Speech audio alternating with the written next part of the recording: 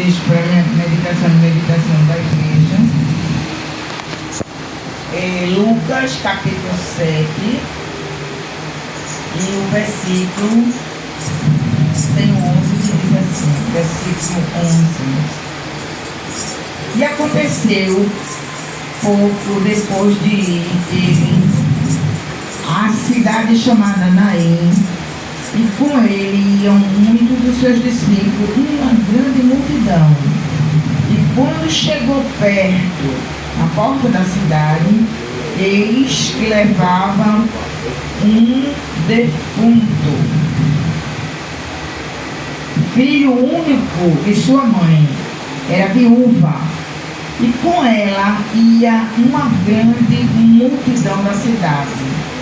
Vendo-a, o Senhor moveu-se de íntima compaixão e por ela e disse-lhes: não chores.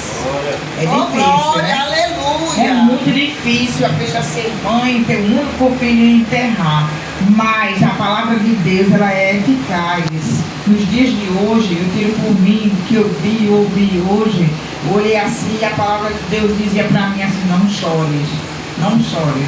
Eu coloquei um louvor, comecei a escutar e comecei a meditar nessa passagem, quando Jesus falou para aquela viúva que ia enterrar o único filho dela: não chore, não chore. Não chore, porque ele é grande, ele é poderoso. Lá na frente ele mandou o menino levantar, né? Quando ele mandou parar lá e tocou o esquife, e o defunto assentou-se e começou a falar.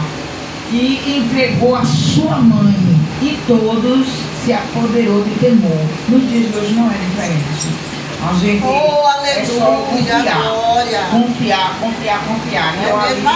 Eu botei o louvor e eu fiquei aquela palavra forte e eficaz: não chore. Porque o inimigo, quando ele afronta só para ver a fé da pessoa, se a pessoa vai se revoltar, vai gritar, vai dizer que Deus não está no negócio.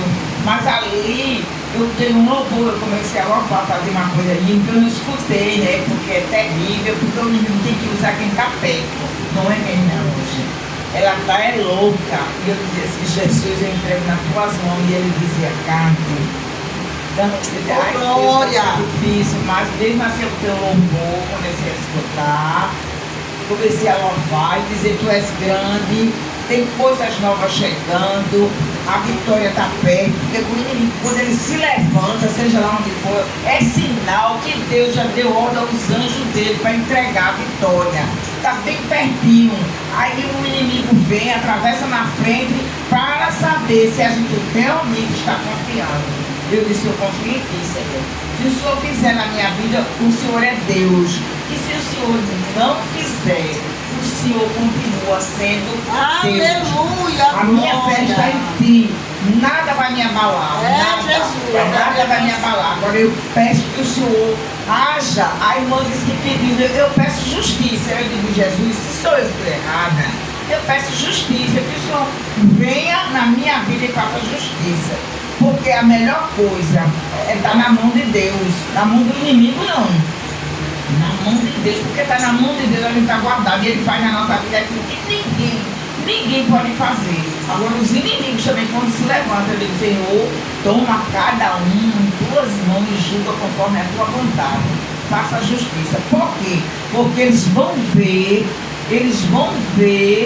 verdadeiramente que a mão de Deus, Ele vai botar as coisas no seu devido lugar. Por essa palavra que eu estava escutando, se você confiar, Deus entra onde a gente não pode entrar, faz aquilo que a gente não pode fazer. Ele escuta coisa que a gente nem imagina. E se a pessoa contar, a gente pode não acreditar. Só que Ele entra e Ele trabalha em silêncio. Deus, muito obrigado, Senhor. Muito obrigado mesmo. E é importante mesmo a gente perdoar os nossos inimigos, mas perdoar não significa que a pessoa traga para dentro dela e vá conviver com ele. Tem até um filme chamando Dormir com o Inimigo, Deus me livre. Então perdoa a pessoa e vai na paz. Né? Como eu moro na casa da minha filha, do meu genro, com meus netos, o que eu peço a Deus, muitas vezes eu seja mãe de pessoas crentes, Toda a campanha que eu faço, toda a igreja que eu visito de Jesus me liberta, e a pessoa bota a mão na minha cabeça e fala, não, eu não estou com o demônio no corpo, eu quero que Deus me liberte desse jugo. De um dia, se eu merecer, eu ver ter a minha casa, o meu lar. E se ele não fizer, ele continua sendo Deus do mesmo jeito.